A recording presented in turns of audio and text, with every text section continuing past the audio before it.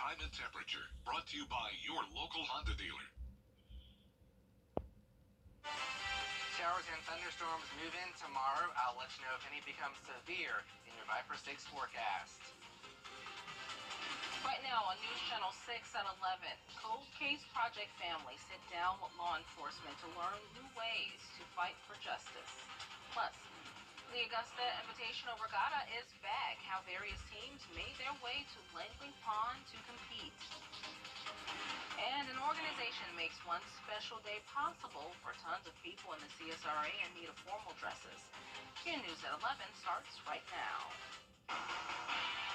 Live from Television Park, this is WJBF News Channel 6 at 11.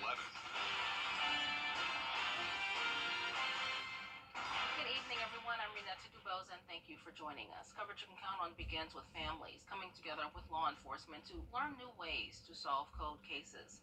The experience was Cold Case Project's annual brunch. For the second year now, families heard from law enforcement about how they use the latest technology during their investigations. Augusta's FBI says while they get called by local agencies on cases, victims can request them too, and they effort to work on those cases if they can. Also, with its national DNA database always evolving, there's hope.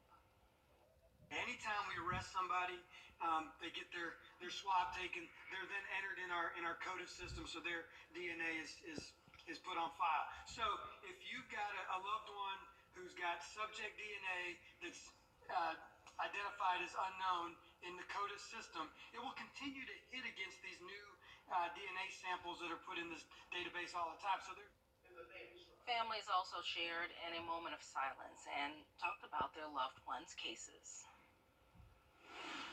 Meteorologist Miller Highest. All right, we'll see you soon, Miller.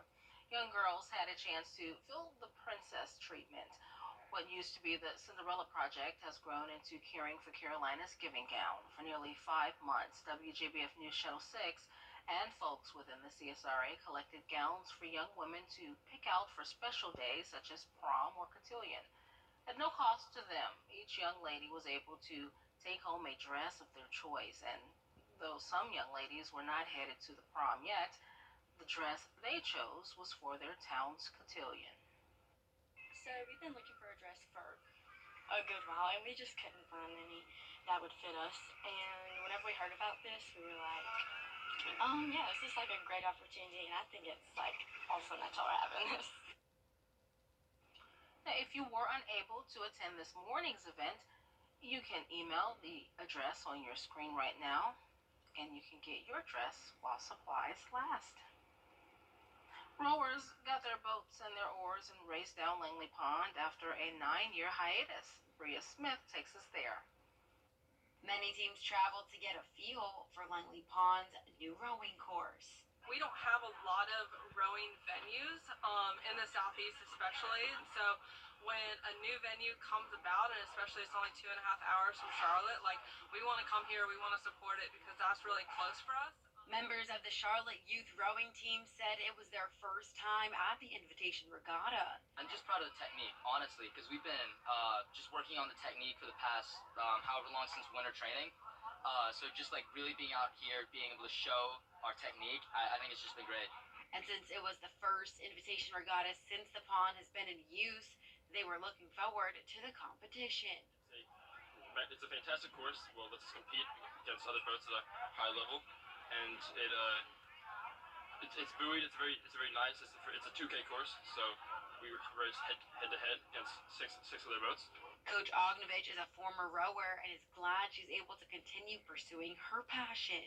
I love the sport of rowing and building a strong culture and a strong team to show these athletes what they can accomplish even if they don't believe in that. Teams began their competition at 8 Saturday morning and went on to compete until 2 p.m. We had 2 races that we were pretty happy with how we performed, and we got one more that we hope to sweep the floor with. Yeah, but definitely really excited. This has been a great race, lots of fun. Lots of good competition, really, really hard competition. This year's regatta was geared towards getting everyone used to competing at Langley Pond once again. At Langley Pond Park, Bria Smith, WJBF, News Channel 6. All right, Bria, thanks. Tomorrow, the James Brown Arena will transform into a prehistoric. The WJBF Live Viper 6 Skyview Network is sponsored by Terry Lambert Hyundai.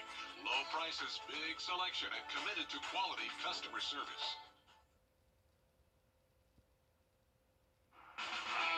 Now, WJBF sports coverage you can count on.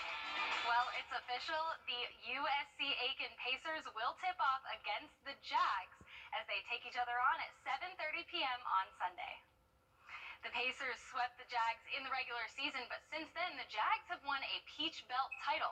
Augusta got a big win over Emmanuel on Friday, 83-74, and head coach Dimitris had nothing but complimentary things to say about the performance of one of his seniors.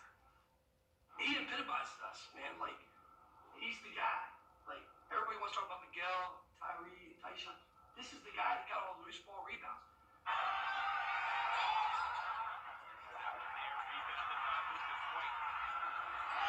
Misses a pair, tipped up by Wjbf. And he did a great job on KJ Jones. KJ's the lead scorer in the country. First half, he got scored a couple times and came up with a big steal. But he epitomizes us as much as any of these other seniors I got. Coach promises that Sunday's game is going to be worth your time and money after such an amazing performance on Saturday. Now, with that in mind, I got something. It's $10 to get into this thing. Like, really? This is worth more than 10, okay? Like, I mean, this is a bargain. You saw, like, some dudes out there playing, okay? So we need people here on Sunday. All right, bring that $10. I don't know what we're doing with students, how we're getting IDs, whatever we're doing there to get tickets, but we need people here. We got a good crowd tonight. But it's a good $10, man. You can't get a Subway sandwich for $10 anymore. Meanwhile, for the Pacers, they struggled a little bit in the first half, but came alive thanks to Tyler Johnson and Tari Horn, who had 24 points and 18 points respectively. In the second half, they jumped out to a quick 10-point lead. They looked like a different team, and that gave them everything that they needed to get the win over Catawba, 88-79. Coach Vanderslice said he wasn't pleased in the first half, but he's proud of how they pulled through, and their mentality will be the key to getting a win on Sunday. You know, we're not a team that really wants to go pound for pound, shot for shot. We have to make sure that we get our gasoline from our defense. And in that first half, I wasn't happy. Even though we were up, I wasn't happy with the performance defensively. So the 29% that we forced as a team on the defensive end really ignited, I guess, the rest of the way for our guys. And our mindset is probably going to be the biggest thing. When you have only one day to prepare for a game, there's really not much of a game plan preparation other than coming in ready to play. I mean, I know that sounds cliche, but at the end of the day, it's mindset over strategy. So cute. Dylan and her dad will be ready for the Pacers when they tip off against the Jags at 7:30 p.m. inside Christenberry Fieldhouse. And finally, it is moving day at the Players' Championship, and after yesterday's early end to the day, we're finally caught up again, and we have an updated leaderboard for you. So at the top is Scotty Scheffler at 14 under. He is 2 strokes ahead of Minwoo Lee, and then in third at 10 under is Cameron Davis.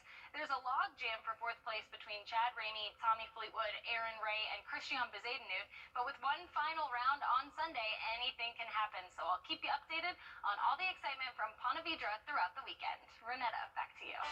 Karen, thanks. Coming up, why we tend not to stray away from our usual playlist as we get older. We have that story when we come back. Sometimes Sonic. It may be easier than ever to listen to different types of music today, but a study sheds light on why people stick with songs they know. Multiple studies at the University of Oxford report willingness to explore new or unfamiliar music declines with age. They use the term open-earedness, and researchers say until around the age of 11, children are the most open-eared and happy to listen to unfamiliar music, but they see a reduction in open-earedness going down into adulthood. I disagree. You like to listen to new types of music, new artists? Yeah, open-earedness. You're pretty But I'm also open-eared. young. That's true. That is true. That's fair. Well, it'll be a good day tomorrow to listen to music inside, right? Good job, Miller. And you We got all the showers. music. Yeah, well We have done. showers and storms.